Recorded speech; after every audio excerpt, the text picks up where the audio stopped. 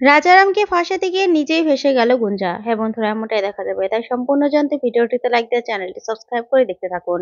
গল্পের শুরুতে দেখা যাবে ময়না সেই মেয়েটাকে গিয়ে বলতে থাকে, আচ্ছা তুমি তোমার স্বামীরে ফিরা পাইতে চাও তো?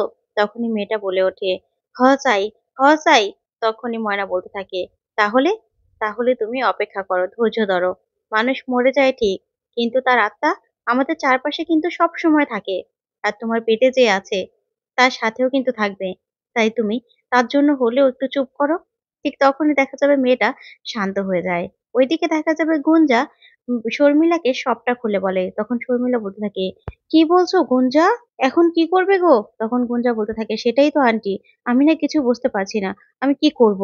এদিকে রাজারাম আমাকে থ্রেট করছে, আর এদিকে আঙ্কেলরা আমাকে চাপ দিচ্ছে, কিন্তু আমি যে কি করব সেটাই তো বুঝতে পারছি না। তখন শর্মিলা বলতে থাকে, বাবা গুঞ্জা, এখন তুমি কি করবে? তুমি দেখো, আমার মাথা থেকে তো কোনো বুদ্ধি আসছে না, আমি তো কিছু বলতেই পারছি না যে আমি কি করব। ঠিক আছে, তুমি দেখে নাও গো, আমার মাথায় কিছু আসছে না। তখন এই কথাতে গুঞ্জা বলে ওঠে, আচ্ছা মেজুকাম্মা, তুমি কি পরিস্থিতি থেকে পালাচ্ছ নাকি? তখন এই কথাতে শর্মিলা বলতে থাকে, কি বলছো গুঞ্জা এটা? তখন গুঞ্জা বলতে থাকে, হ্যাঁ তাই তো, তুমি পালিয়ে যাচ্ছ, তুমি ভুলে যেও না, আমি কিন্তু একা ফাঁসবো না। তখন শর্মিলা বলে, কি বলছো তুমি এগুলো? তখন গুঞ্জা বলে, হ্যাঁ, রাজারাম যখন আমাকে ফাঁসিয়ে দেবে না, তখন কিন্তু আমিও বলবো যে ওই কাগজগুলো তুমি আমাকে এনে দিয়েছিলে, আর ময়নার বাবার চিঠিটাও তুমি পাল্টে দিয়েছিলে। যা শুনে শর্মিলা কাঁদতে থাকে। তারপরে গুঞ্জা বলতে থাকে, আচ্ছা তোমার বাবার বাড়িতে আলাদা রুম আছে নাকি? তখন শর্মিলা বলে, কেন গুঞ্জা, কথা কেন বলছো? তখন গুঞ্জা বলতে থাকে, না আসলে এই বাড়ির পাট তো তোমার চোখে গেল বলে, তাহলে শ্বশুর বাপের বাড়িতে গিয়েই তো উঠতে হবে। তখন এই কথাতে শর্মিলা ভয় পেয়ে কাঁদতে থাকে আর বলতে থাকে, গুঞ্জা এগুলো তুমি কি বলছো গো? এখন আমি কি করব? তখন গুঞ্জা বলতে থাকে, শোনো মেজোকাম্মা, এখন না এই কান্নাকাটির নাটক বন্ধ করে সলিড একটা প্ল্যান বানাও, যে প্ল্যানে আমরা বাঁচতে পারবো। বুঝতে পেরেছো? বুদ্ধি বের করো, বুদ্ধি বের করো মাথা থেকে, কি করা যাবে। তখন এই কথা বলে দুজন প্ল্যান করতে থাকে। ওইদিকে দেখা যাবে ময়নাকে রোদ্রুর একটা ইনজেকশন দেয় আর বলতে থাকে, ময়না এই ইনজেকশনটা তুমি পুশ করে দাও। তখন ময়না বলে, কি করে ডাক্তারবাবু, আমি ইনজেকশন কি করে দেব? তখনই রুদ্র বলতে থাকে, তুমি যেমন খাতা সেলাই করো না, এরকম ভাবেই ইনজেকশনটা তার মাংসে পুশ করে দাও, দেখবে কিছু হবে না। তখন ময়না বলতে থাকে, না না ডাক্তারবাবু, আমি পারুম না। তখন রুদ্র বলে, ময়না তুমি পারবে, আমি আছি তো তোমার কাছে, আমি তোমার সাথে আছি, তুমি পারবে, তুমি প্লিজ ইনজেকশনটা দিয়ে দাও, তাহলেই তাহলেই দেখবে কাজ হয়ে যাবে। তুমি তো মেয়েটাকে বাঁচাতে চাও, বলো, ও বাচ্চাটাকেও তো বাঁচাতে চাও। তখন ময়না বলতে থাকে, হ চাই তো। তখন রুদ্র বলতে থাকে, তাহলে তাহলে ইনজেকশনটা তুমি দিয়ে দাও।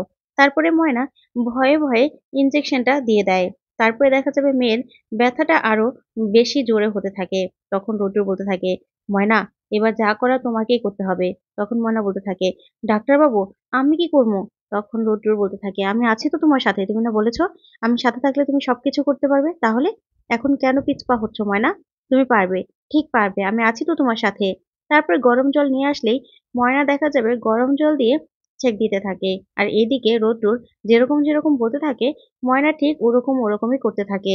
তখনই দেখা যাবে মেয়েটার মেয়ে বাবু হয়, যা দেখে খুশি হয়ে যায় সবাই, সবাই খুব খুশি হয়। তখন রোদ্দুরও খুব খুশি হয়ে যায়।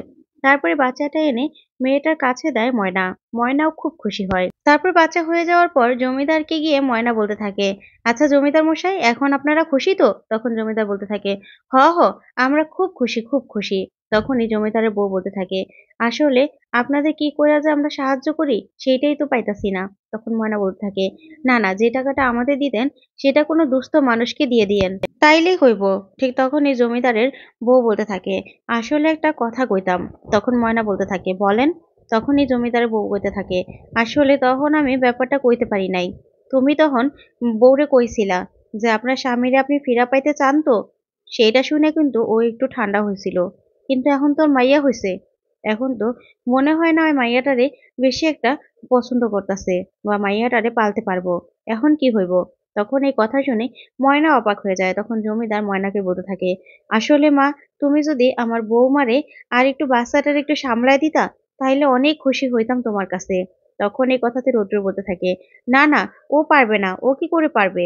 তখনই সে জমিদার বলতে থাকে, আসলে আমি কইতে চাই নাই, তারপরও কইতাছি, একটু আয়া যদি আমার বৌমারে আর বাচ্চাটারে একটু সামলায় দিতা কিছুদিন, বেশি দিন লাগবো না, তাইলে তোমরা কিছু মনে করো না, আমি কিছু টাকা। তখনই ময়না বলতে থাকে, আচ্ছা ঠিক আছে, কিছু টাকা না হয় দিয়েন, আমি কালকে থেকে আসুম। আজকে তাইলে আমরা যাই। আজকে তো আমার যাইতে হইব, আজকে না হয় আপনারা সামলায় নেন, আর আমি কিন্তু রাইতে থাকতে পারবো না। তখন এই কথা বলে জমিদার বলতে থাকে, আচ্ছা ঠিক আছে, তোমার রাইতে থাকতে হইব না, অনেক উপকার হইব।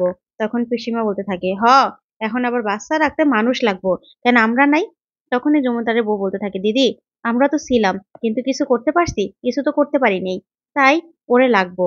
তারপরে ময়না বলতে থাকে, আচ্ছা ঠিক আছে, তাইলে আমি এখন যাই, আমি কালকে সকালে দেখা হইব। এই বলে ময়না চলে যায়। ওইদিকে দেখা যাবে রৌদ্র রাগ করে থাকে ময়নার সাথে। তখন ময়না বলতে থাকে, আচ্ছা রাগ কইরা আছেন নাকি? তখন রৌদ্র বলতে থাকে, হ্যাঁ একটু। তখন ময়না বলে, কেন? তখন রৌদ্র বলে, আচ্ছা ময়না, তোমার রাজি হওয়ার কি দরকার ছিল? তখন ময়না বলতে থাকে, হ্যাঁ আমি ঠিক যা ভাবছি। আসলে ডাক্তারবাবু, দেখলেন তো বাচ্চাটা কত সুন্দর ফুটফুটে, আমি বাচ্চাটার লেগে রাজি হয়েছি। আর তাছাড়া ওর মারেও তো দেখলেন, তাই তো আমি রাজি হয়েছি। আর তাছাড়া আপনি এই যে ওষুধ খান আনছেন, ওষুধ আনতে তো টেহা লাগে, আপনি আর টেহা কই পাইবেন? আপনার পকেট তো ফাঁকা হয়ে গেছে, তাই কিছু টাকা যদি আহে, তা দিয়ে তো ওষুধ কিনতে পারবেন। তখন রৌদ্র বলতে থাকে, ময়না, সেই জন্য তুমি এইভাবে টাকা উপার্জন করবে? তখন ময়না বলে, ডাক্তারবাবু, সব তো আপনার জন্যই, আপনি দুস্থ মানুষগুলার লেগে এত কিছু করতেছেন, অগথিকা তো আর টাকা নিতে পারবেন না, আর এগুলা কিনতেও তো টাকা লাগবো। তাই তো আপনার পাশে যদি এরূপ দিয়ে আমি দাঁড়াইতে পারি, তাই তো অনেক। তখন এই কথা শুনে রুদ্র অবাক হয়ে যায়। তারপর ময়না বলতে থাকে, জানেন আমি কেন ডাক্তার হইতে চাই? আমাদের গ্রামে কোনো ডাক্তার নাই। এখন তো তবুও একটা ডাক্তারখানা আছে, একটা ডাক্তার আছে। তখন কিচ্ছু ছিল না, তখন যদি থাকতো তাইলে হয়তো বা আমার মাও বাইসা থাকতো, আমি মা বইলা ডাকতে পারতাম। এই বলেই ময়না কাঁদতে থাকে। তখন রুদ্র বলে, আচ্ছা ঠিক আছে, তুমি যেও, যাও তুমি যেও, আমি মানুষের চিকিৎসা করবো, আর তুমি এরকম ভাবে ওষুধ এনে দেবে, ঠিক আছে? তাহলে হলো তো? তখন ময়না বলতে থাকে, আপনি কইবেন যে ময়না তুমি যাও, তোমার সাথে আছে আমি, তা না, আপনি আমার সাথে রাগ করছেন? তারপরে রৌদ্র বলতে থাকে, আচ্ছা আমি তোমার সাথে আছি ময়না। এই নিয়ে দুজন হাসাহাসি করতে থাকে। ওইদিকে দেখা যাবে রাজারামের ঘা শুকায় না। তখনই সে ডাক্তার বলতে থাকে, দাদা আপনি কিন্তু শহরে গিয়ে ডাক্তার দেখাইতে পারতেন। তখন রাজারাম বলে, না, আমি যদি যাইতে পারতাম তাইলে কি আমি এখানে বইয়া থাকতাম? ওই এসপি আমার উপর নজর রাখছে, আমি এখান থেকে বাইরে হইলেই, হাসপাতালে গেলেই তো ও আমার ধইরা ফালাইবো। আর তাছাড়া মাস্টার কি কি কইছে আমি তো তাও জানি না।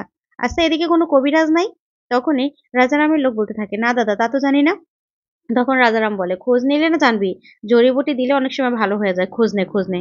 তখনই গুঞ্জা রাজারামকে ফোন করে। তখন রাজারাম বলতে থাকে, ম্যাডাম আপনি তো কইলেন যে ফোন দিবেন না। তখন গুঞ্জা বলতে থাকে, অনেক রিস্ক নিয়ে আপনাকে ফোন করলাম, একটা কাজ করতে হবে। তখনই গুঞ্জা রাজারামকে কিছু বলে দেয়। ওইদিকে দেখা যাবে সবাই খেতে বসেছে। খেতে বসলে গোলু বলতে থাকে, দেখেছো কেমন যেন ঝাড়া হাত পা, যখন আসলো তখন কত কি বললো, যে ওর বাবার বন্ধুকে ফোন করবে, কত কি করবে, এখন কোনো খবরই নেই। তখন বড়মা বলতে থাকে, সেটাই তো বলছি, কেমন ঝাড়া হাত পা হয়ে হাঁটছে। তখনই শর্মিলা বলতে থাকে, আসলে দিদি সে সময় না পেলে কি করে করবে বলো তো? তখনই গুঞ্জা আড়াল থেকে সবটা শুনে বলতে থাকে, ঠিক যা ভেবেছিলাম, আমাকে নিয়ে আলোচনা করছে, দাঁড়াও। তারপরে আঙ্কেলকে ফোন করে সবার সামনে এসে বলতে থাকে, হ্যাঁ হ্যাঁ আঙ্কেল, তুমি যখন বলবে তখনই আমরা যাব। আচ্ছা তোমরা কখন যেতে পারবে? কালকে 11টার মধ্যে যেতে পারবে আঙ্কেল? তখনই গোলু বলতে থাকে, হ্যাঁ হ্যাঁ সমস্যা নেই, বলো, আমরা যেতে পারবো।